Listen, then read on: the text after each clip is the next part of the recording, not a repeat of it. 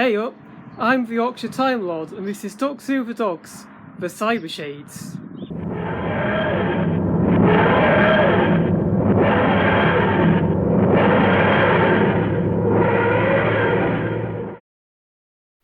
Okay, so the Cybershades were introduced in the 2008 Doctor Who Christmas special, The Next Doctor, which starred David Tennant as the 10th Doctor and David Morrissey as Jackson Lake. The Cybershades, they always seem to get a bit of a mixed reaction from fans, but I don't know why, because I really like them. I think they're a really good concept. They were basically cats and dogs that were taken by the Cybermen to be converted, and he had this really kind of unique look about him, where they had this black fur and these bronze Cyberman helmets, which are quite reminiscent of the Victorian age, which the episode's set in. But I don't really get why a lot of fans don't like them very much. I think they're fantastic. I think they're really good concepts because, I mean, it makes sense for Cybermen to take other species and to upgrade other species to be like them. I mean, comic supremacy for Cybermen did that with various species like Solarians and the Time Lords, and the Doctor Who's TV story of Timeless Children returned to the concepts of Cyber Time Lords, of the Cyber Lords, which the Master created with his own DNA. And there's just something really horrifying about people's dogs and cats being taken and upgraded into these cyber species.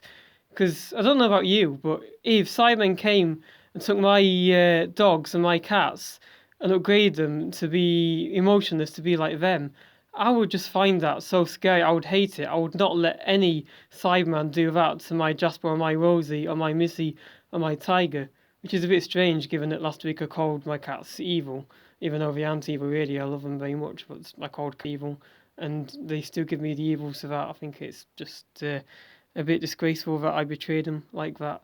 But yeah, I think it's a shame Doctor Who never returned to the Cybershades. I think they work really well in the story, the way that they drag the Doctor and Jackson Lake, and the way that they're basically used to kidnap orphans and to bring them to the Cybermen to use for the Cyber King as slaves, which is a terrifying concept. The Cybermen engage in such awful, brutal things. It's a shame that they didn't use more of the concepts of dogs and cats being converted into like a cyber form. I mean, they could have used more of that, really. They could have shown how that differs from normal Cybermen. Maybe, dog cyber species have some kind of special bark that upgrades other sort of pets into these cyber shades, or the cats could have a special meow that does something very similar. They could have used the concepts a little bit more, maybe, but they could have maybe shown more of a original cat and dog form, maybe a cyber body form that reflects what dogs and cats generally look like, generally reflect the feline form and the canine form, rather than the dark fur, which is cool, the dark fur, like I said, and the bronze helmet, but you think what they could have done. I mean, there is a bit of wasted potential and opportunity there.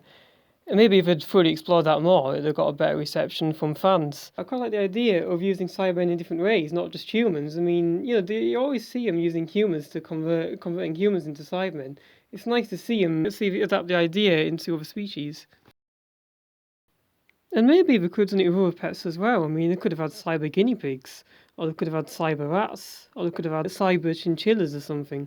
There's all kinds of possibilities of what they could have done with the cyber shades. They could have had cyber reptiles, cyber snakes, or other things people have as pets, cyber frogs. It's a thing that has so much potential and something that could maybe explore in the comics eventually. Or come back to in a TV series, who knows? I mean, I could see Chris Chibnall doing a cyber frog. There was a frog in It Takes You Away, after all, written by Ed Himes. But I really think fans need to have another look at the cyber shades and reassess them, because it's a really good idea, a really strong idea, and what Davis is good at is taking these animal concepts and turning them into like terrifying creations, like he did with Rhinos with Jadoon, and like he did with Bats the Crittatanes, which was written by Toby Ritz out of School Union, but it was under his era, under his stewardship. But let's hope that the Cybershades have a day again.